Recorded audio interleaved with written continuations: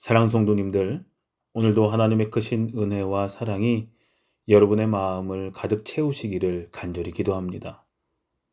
우리는 살아가면서 크고 작은 죄를 짓고 때로는 실수하고 넘어지며 후회할 때가 많습니다. 우리의 연약함을 마주할 때마다 우리는 하나님 앞에서 부끄러움을 느끼고 과거의 죄가 여전히 우리를 붙잡고 있는 것처럼 느껴질 때도 많습니다. 그러나 하나님은 우리의 죄를 기억하지 않으시고 우리를 끝까지 사랑하시며 온전한 용서를 베푸시는 분이십니다. 오늘 우리에게 주시는 하나님의 말씀은 시편 103편 12절입니다. 동이 서에서 먼 것 같이 우리의 죄가를 우리에게서 멀리 옮기셨으며. 아멘. 이 말씀은 하나님께서 우리의 죄를 얼마나 철저히 용서하시는지를 선포하는 놀라운 선언입니다. 동이 서에서 먼 것 같이 라는 표현은 단순한 거리를 의미하는 것이 아닙니다. 동쪽과 서쪽은 결코 만날 수 없는 방향입니다. 하나님께서 우리의 죄를 동쪽과 서쪽처럼 완전히 분리하셨다라는 것은 더 이상 그 죄가 우리를 주장하지 못하도록 완전히 제거하셨다라는 의미입니다. 우리는 종종 하나님께서 우리를 용서하셨다라는 사실을 믿지 못하고 여전히 죄책감 속에서 살아갑니다. 과연 하나님이 나 같은 사람도 용서하셨을까?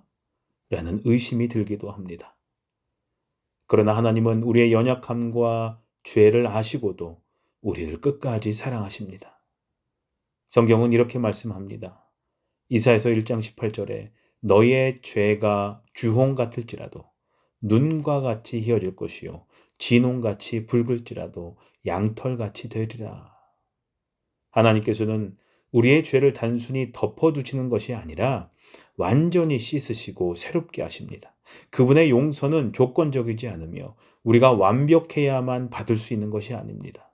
하나님은 우리가 마음을 돌이켜 그분을 찾을 때 기쁨으로 우리를 맞아주시고 우리의 모든 죄를 깨끗하게 하십니다. 예수 그리스도의 십자가는 하나님의 이 용서를 우리에게 확증해 줍니다. 예수님께서는 우리의 모든 죄를 대신 짊어지시고 십자가에서 죽으셨으며 부활을 통해 우리에게 새로운 생명을 주셨습니다. 우리는 더 이상 죄의 종이 아니라 하나님의 자녀로서 자유와 평안을 누릴 수 있게 된 것입니다. 그러나 우리의 신앙생활 속에서 우리는 때때로 하나님께서 이미 용서하신 죄를 여전히 붙들고 살아갑니다. 과거의 실수를 후회하고 자신을 용서하지 못하는 마음으로 인해 기쁨을 잃어버릴 때가 많습니다. 하지만 오늘 말씀은 분명히 선포합니다. 하나님은 우리의 죄를 기억하지 않으시며 더 이상 우리를 죄의 무게 속에 살도록 내버려 두지 않으십니다. 혹시 지금 여러분의 마음 속에 여전히 내려놓지 못한 죄책감이 있으십니까? 하나님께서 이미 용서하신 죄를 스스로 붙들고 있지는 않으십니까? 오늘 말씀을 기억하십시오.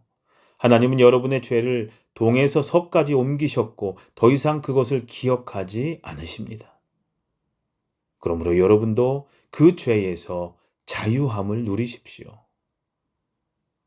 오늘 말씀을 삶 속에서 실천하기 위해 하나님 앞에서 여러분의 마음을 정직하게 돌아보는 시간을 가져보십시오. 하나님께서 용서해 주셨음을 믿고 그분 앞에 나아가 감사의 기도를 드려보십시오.